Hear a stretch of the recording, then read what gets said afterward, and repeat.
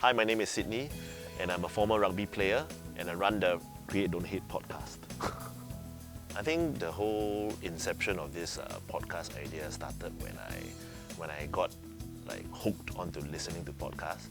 So there was a period of time where I think just before circuit breaker and COVID, I really got addicted to listening to podcasts. So it would be running, shows would be running through my earphones while I was working out or running or just working in my office.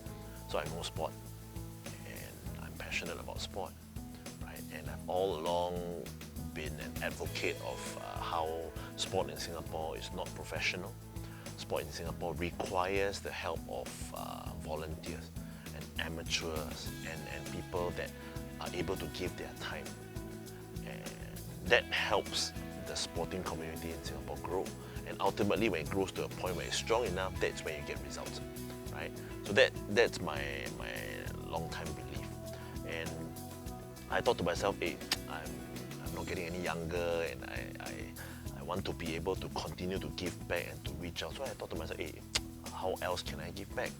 Here and there, I thought, I keep thinking to myself, and then I realized that, hey, since I've been listening to this thing all this while, why not have a go at it?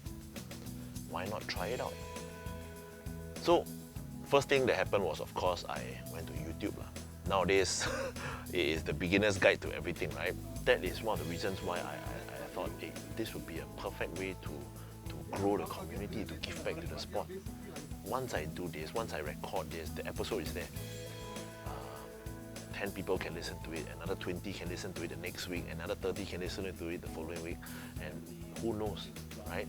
10 years down the road, people can still listen to the stories because they're online, they're there, and it's not dependent on whether I'm fit enough to go down and coach or whatever. It is there. So I set myself a bit of a small goal to say that, hey, I want to capture as many stories as I can. At the end of every episode, I tell everyone and I tell the guests as well, as long as that whole episode benefits one person, we have done our job, right? Because that one person would have changed his mindset or have heard something that inspired him, and then continue to do something, So for now, it's that there's no real end game. I hope to be able to do this for as long as possible.